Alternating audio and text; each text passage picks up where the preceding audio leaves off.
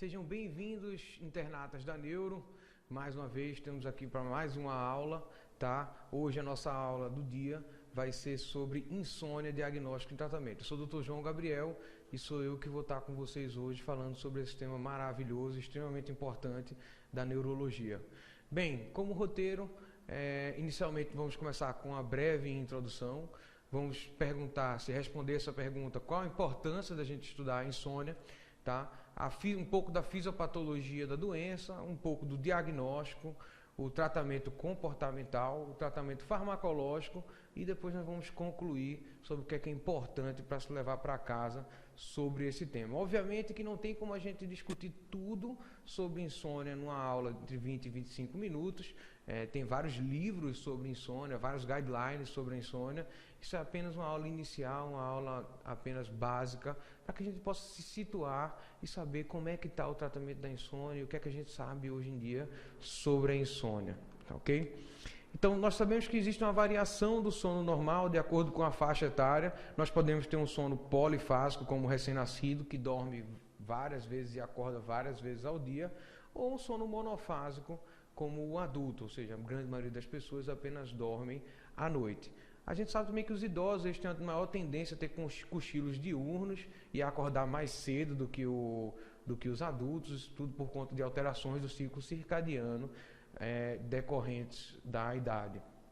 A média do adulto mundial é entre 7 e 8 horas por dia. Tem quem dorme menos, são os chamados dormidores curtos, e tem os que dormem mais, chamados também de dormidores longos. Por que é importante? Qual é a importância da gente estudar a insônia? É extremamente importante porque 10% da população algum dia vai ter queixa de insônia. Ou seja, é uma população extremamente importante. E essa insônia ela pode levar a uma série de alterações e a uma série de fatores de risco para outras doenças e até mesmo, nós vamos ver mais na frente, que tem alguns trabalhos levando associando a insônia com o aumento do risco da mortalidade. A insônia pode desencadear alterações cognitivas, alterações do humor, irritabilidade, redução do desempenho, déficit de memória. Existem também alguns estudos associando a tendência ao abuso de drogas e também o aumento, principalmente no nosso meio, do consumo do álcool.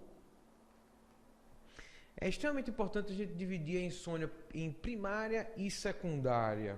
A insônia primária é a insônia que primariamente, ou seja, você não tem nenhum fator desencadeante da insônia. A insônia secundária é quando ela está associada a outro tipo de doença. Por exemplo, um paciente que tem dispneia obstrutiva do sono e com isso ele tem dificuldade para dormir, então esse paciente tem uma insônia secundária. Se esse paciente é ansioso, ou seja, ele não consegue dormir porque ele tem ansiedade, então esse paciente também tem uma insônia secundária. A insônia primária são aqueles pacientes que não possuem nenhum outro tipo de doença, apenas têm insônia, também pode ser considerado o que a gente chama de insônia idiopática.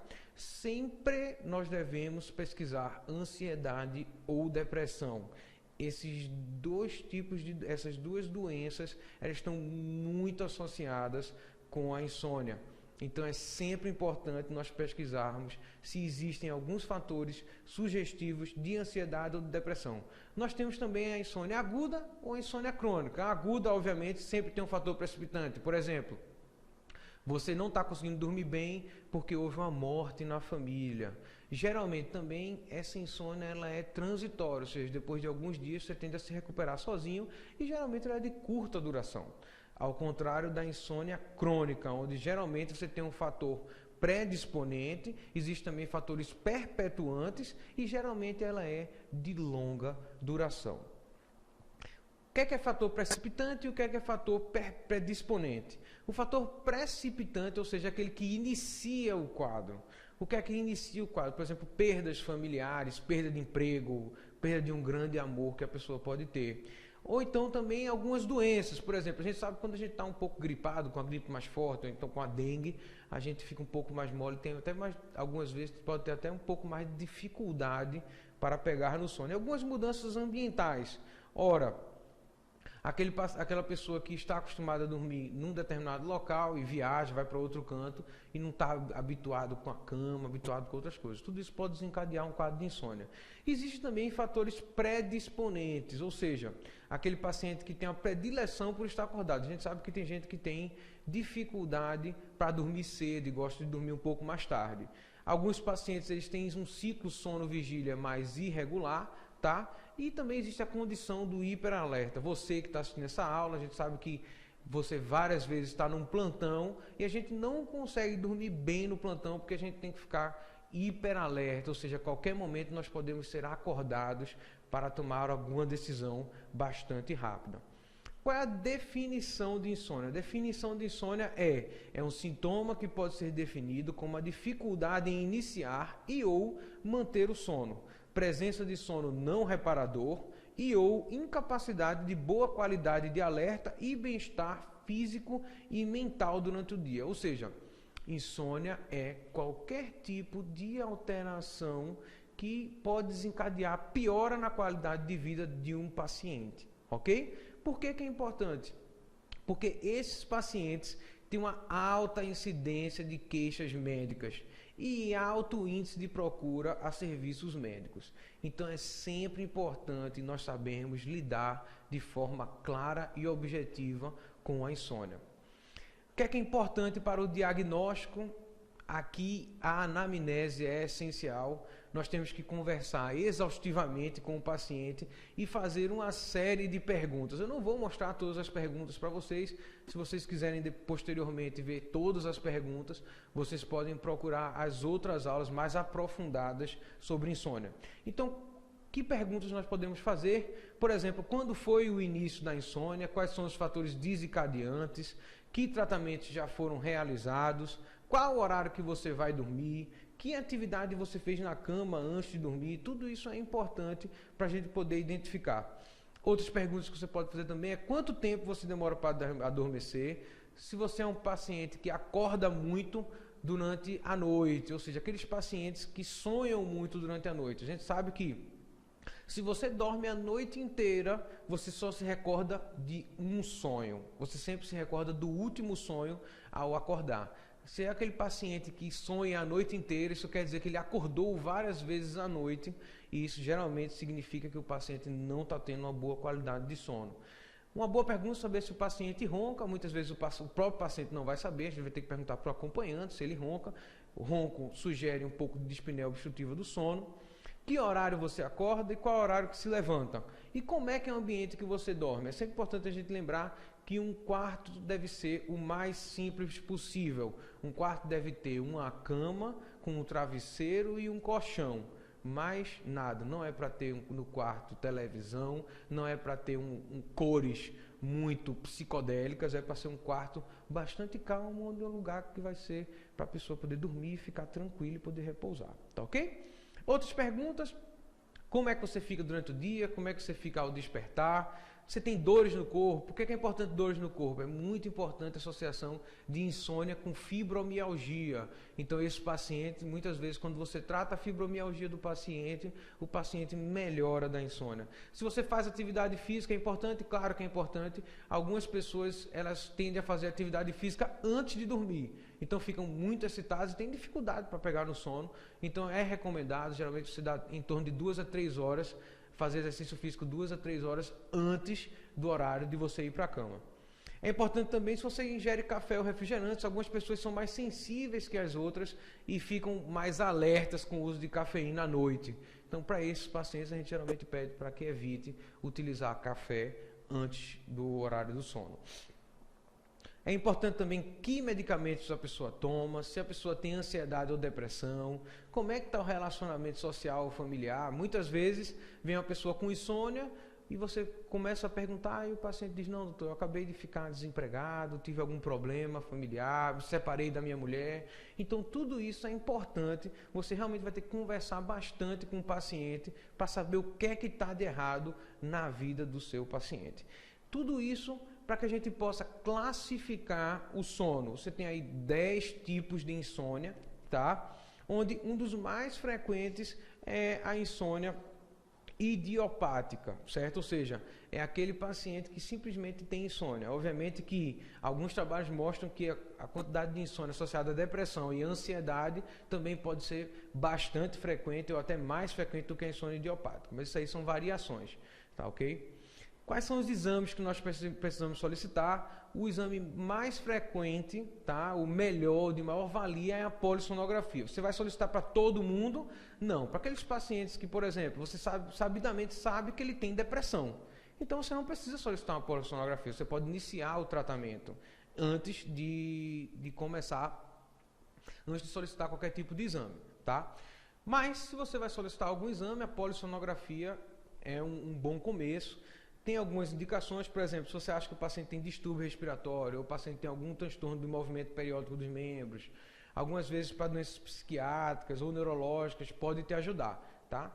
Se ocorre a suspeita de parassonias, ou seja, alterações específicas do sono, a gente vai falar mais na frente em outras aulas desses tipos de parassonias, tá? Paralisia periódica do sono, terrores noturnos e etc. Também aquelas insônias que não são responsivas ao tratamento, ou seja, você começou o tratamento correto e o paciente não melhorou da insônia. Se não melhorou da insônia, opa, nós precisamos investigar para saber o que é que está acontecendo. E também aqueles casos que a etiologia é indefinida, ou seja, será que é uma insônia realmente idiopática? Nós precisamos saber, para saber como lidar com esses pacientes. A polissonografia tem vários valores normais, tá? Eu não vou entrar em detalhes sobre isso, é bastante específico, mas é extremamente importante que nós possamos saber que tipo de alterações são essas para que a gente possa identificar os erros. Aqui, sugerindo como é que pode ser uma polissonografia, geralmente o paciente vai dormir numa clínica, onde a gente coloca vários eletrodos, tá? Fazendo um eletrocefalograma, coloca eletrodos também na região do tórax, para que a gente possa ver a respiração do paciente, ou seja, vai monitorizar o paciente completamente, pode ser uma criança, pode ser um adulto, pode ser um idoso, para que a gente possa monitorizar esse paciente, para que a gente veja que tipo de alteração está ocasionando essa insônia do paciente. Um exame extremamente útil e extremamente simples é o diário do sono, ou seja, você pede para o paciente preencher durante 2 semanas algumas questões extremamente importantes para nós solucionarmos o problema. Geralmente a gente pede para o paciente preencher logo após ao acordar, tá ok?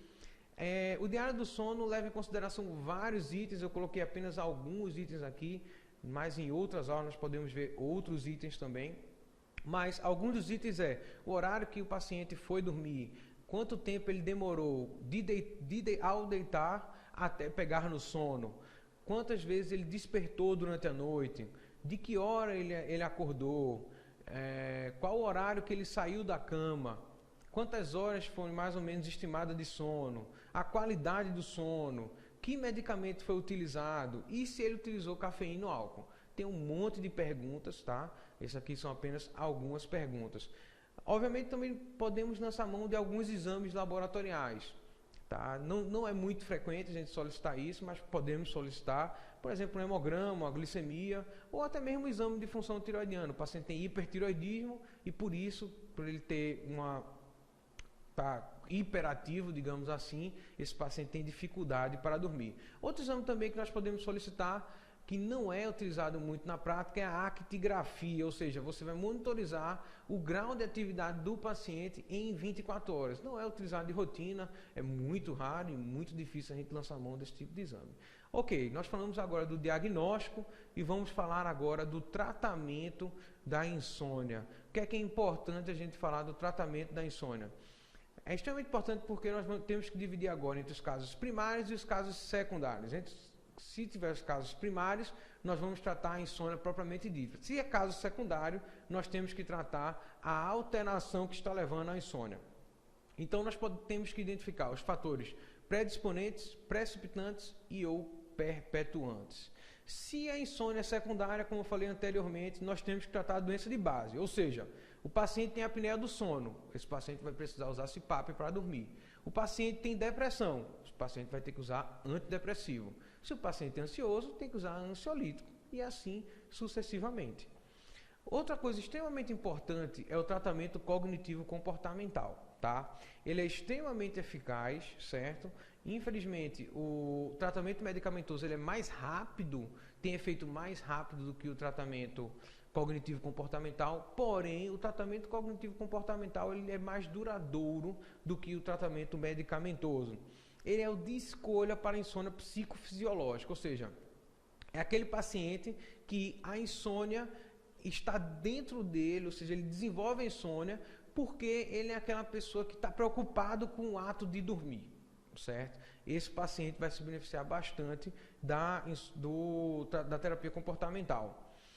A terapia cognitivo-comportamental ela tem um alto custo, ou seja, envolve um profissional capacitado, onde vai ter que precisar de fazer várias sessões com o paciente, é mais complexo do que apenas você ir lá e dar um comprimido ao paciente para que ele possa dormir. E tem um pequeno número de profissionais que estão habilitados para que possa fazer esse tipo de tratamento com o paciente. Uma coisa extremamente importante é a higiene do sono. O que é a higiene do sono? É você orientar o seu paciente como é que ele deve se comportar para que ele possa dormir de forma adequada. Por exemplo, esses pacientes devem evitar o uso de cafeína ou de nicotina entre 4 a 6 horas do sono. Esse paciente deve evitar ingesta alcoólica, exercícios físicos até 3 horas antes de dormir. O ambiente que ele vai dormir tem que ter baixa luminosidade, tem que ser um ambiente calmo, tranquilo. Sempre tem que ter horários regulares do sono. Não deve se deitar para tentar dormir sem sono. Não deve se passar o dia preocupando-se com o sono e não ficar controlando o passar das horas no relógio. Ou seja, aquele paciente que fica deitado e olha para o relógio, são 1 hora da manhã e eu não consegui dormir. Olha de novo para o relógio, são 1h30 e não conseguiu dormir. Tudo isso gera uma ansiedade no paciente e faz com que comece a desencadear e se perpetuar essa insônia. Também devemos controlar os estímulos, ou seja, todos os estímulos que são incompatíveis com o sono nós devemos retirar do quarto. TV, telefone, comida, livro, nada disso é compatível com o sono. Algumas pessoas falam, mas eu gosto de ver televisão antes de dormir, eu gosto de ler um livro antes de dormir. Tudo bem, você não tem insônia, mas para aquelas pessoas que têm insônia, você utilizar esses estímulos pode perpetuar ainda mais uma insônia. Nós também devemos evitar planejar o dia seguinte quando a gente vai deitar. A gente vai deitar e pensa várias coisas sobre o dia seguinte. Então nós devemos ir para a cama apenas quando tivermos com sono. Deitou, não conseguiu dormir, devemos orientar o paciente a sair da cama e ir para outro canto e ficar num lugar calmo e tranquilo, esperando o sono bater para depois voltar e tentar dormir de novo, tá? Então isso aí é um ambiente tranquilo para que você possa dormir, um lugar calmo, tranquilo, sem televisão, sem comida, sem nada. É um ambiente perfeito para uma bela noite de sono, tá? A gente também sempre deve insistir para os pacientes para despertarem sempre nos mesmos horários e também evitar cochilar durante o dia para aqueles pacientes que têm insônia. Com relação ao tratamento medicamentoso, a gente pode utilizar o que a gente chama de sedativos ou hipnóticos. Que tipo de classe de medicação são essas? São remédios que reduzem a atividade e a excitação, eles produzem sonolência e facilitam ou o início ou a manutenção do sono. Geralmente eles atuam, são agonistas GABA, né? Que é o principal neurotransmissor inibitório do sistema nervoso central. Uma das drogas mais utilizadas no tratamento da insônia, infelizmente, são os benzodiazepínicos. A gente sabe que os benzodiazepínicos não são os remédios de escolha para o tratamento da insônia. Eu vou falar um pouco mais na frente sobre isso, tá? Eles também atuam no receptor GABA, eles são agonistas GABA, eles inibem os neurônios, porém a gente sabe que eles levam a uma sedação, um pouco de amnésia, e muitas vezes esses pacientes eles podem reduzir a eficiência do sono, ou seja, os pacientes que fazem uso de benzodiazepínico como o clonazepam ou o diazepam, muitas vezes eles acordam durante o dia ainda cansados, com aquela sensação de sono não reparador. Isso porque, principalmente, os dois remédios que mais utilizam que é mais prescrito para o tratamento da insônia, que é o clonazepam e o diazepam, eles têm meia-vida longa, ou seja, faz com que o paciente durma durante a noite com efeitos colaterais e passe o dia ainda com sonolência. Se por um acaso fosse utilizar um benzodiazepínico no tratamento da insônia, que se dê preferência para os de ação rápida, como por exemplo o triazolam ou oxazepam. Lembrar que tem interações perigosas, como por exemplo com macrolídeos, cetoconazol, itraconazol e inibidores da CYP3A4. Então, os benzodiazepínicos, eles têm uma série de efeitos colaterais. Deixam o paciente sedado durante o dia, causam comprometimento de memória. Em idosos está associado à queda, depressão ventilatória, pode ter um insônia rebote. E esses pacientes essas drogas sabidamente causam abuso, tolerância e dependência. E alguns estudos, inclusive, associaram ao risco de morte, tá? Então, quais são as contraindicações, em que pacientes a gente tem que ter precaução no uso dos benzodiazepínicos? Principalmente naqueles pacientes que já fazem abuso de outras drogas, ou seja, o paciente é viciado em uma droga, esse paciente pode ser viciado em benzodiazepínico. Os idosos, tá? Muita cautela ao utilizar benzodiazepínico em idoso, está associado a déficit de memória, quedas, então é extremamente importante que a gente evite essas drogas em idosos. Pacientes que têm problemas renais, hepáticos, pulmonares, psiquiátricos, grávidas, indivíduos que necessitam acordar e prontamente tomar decisão rápida. Então, é um bombeiro que tem insônia, você vai passar um diazepam para o bombeiro, obviamente que ele não vai acordar tão bem para poder apagar um fogo do que se você não utilizar essa medicação. Hoje em dia, o que nós mais utilizamos são os novos hipnóticos, tá? O Zolpidem, o Zaleplon e o Zolpiclone. Eles atuam de maneira distinta, eles atuam do GABA-BZD, né, que é o receptor dos benzodiazepínicos, e o Zolpidem e o Zaleplon, eles são seletivos de receptores ômega 1. Então, qual é a vantagem? Eles têm pouquíssimos efeitos colaterais. Praticamente os pacientes não apresentam sonolência, nem ansiedade, nem depressão. Eles são muito bem tolerados. E qual é a outra vantagem também? Eles melhoram a continuidade do sono, eles praticamente não interferem na arquitetura do sono e têm uma menor quantidade de efeitos residuais. Sempre lembrando que nós não devemos utilizar nenhum depressor do sistema nervoso central associado ao uso de bebidas alcoólicas, tá? A grande vantagem dessas drogas situa-se na meia-vida delas. Se a gente levar em consideração que os Zaleplon e os Zolpidem, eles têm uma meia-vida menos do que 4 horas. Ou seja, quando o paciente acordar, praticamente não tem mais nenhuma droga circulando nele. Então o paciente vai acordar sem nenhum efeito colateral, sem sonolência e vai acordar bem disposto para que possa desempenhar suas atividades. Algumas pessoas utilizam também antidepressivos com ação sedativa. Quando é que a gente vai utilizar um antidepressivo com ação sedativa? Principalmente naqueles pacientes que têm insônia e depressão.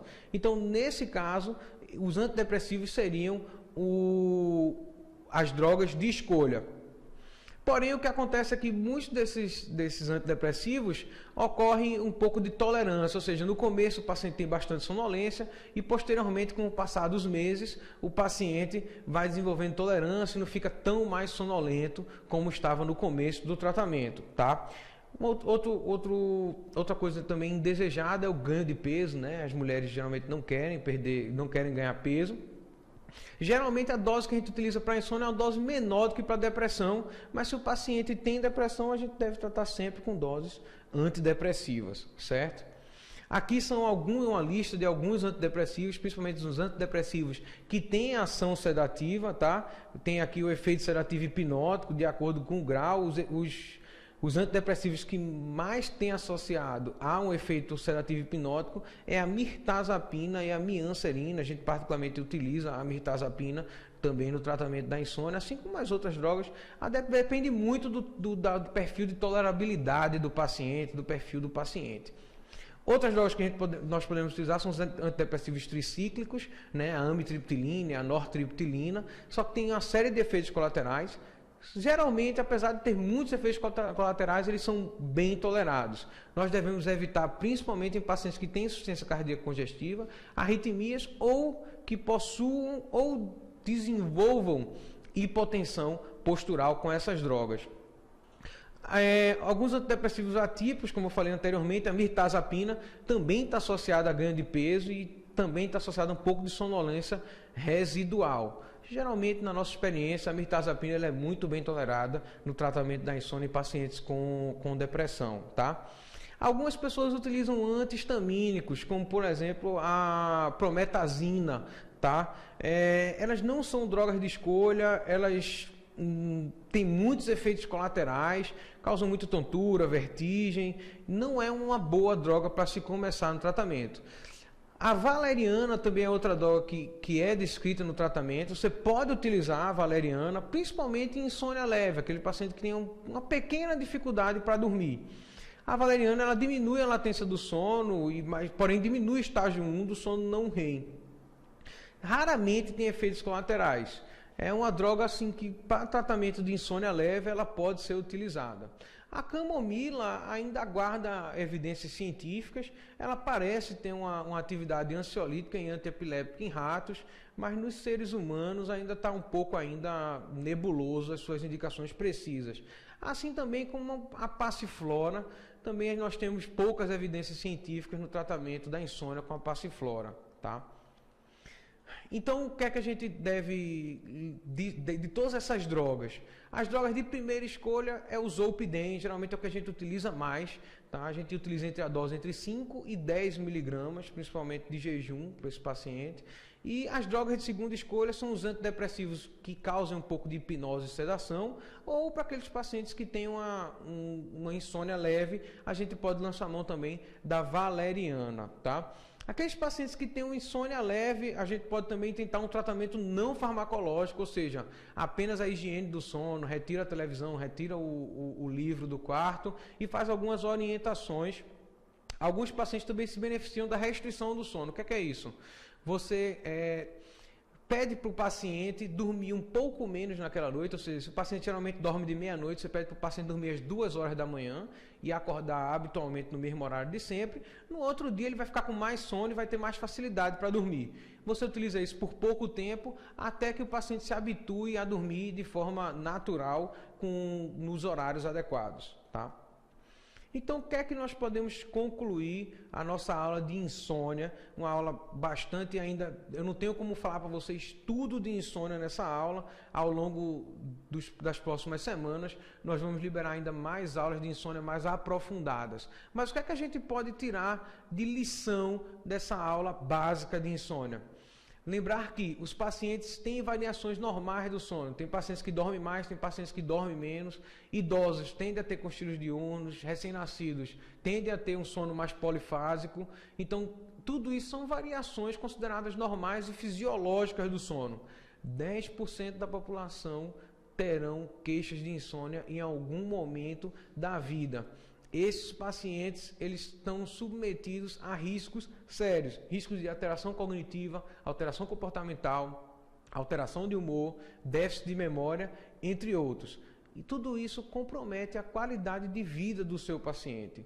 Os exames devem ser solicitados apenas se necessários. Se você quer fazer um diagnóstico de exclusão, como por exemplo uma dispneia obstrutiva do sono ou algum outro tipo de diagnóstico diferencial, geralmente os exames não são utilizados. Nós sempre devemos tratar a comorbidade, ou seja, se o paciente tem depressão e insônia, trata a depressão. Tem DPOC e insônia, usa o CPAP. Tem ansiedade e insônia, usa um ansiolítico.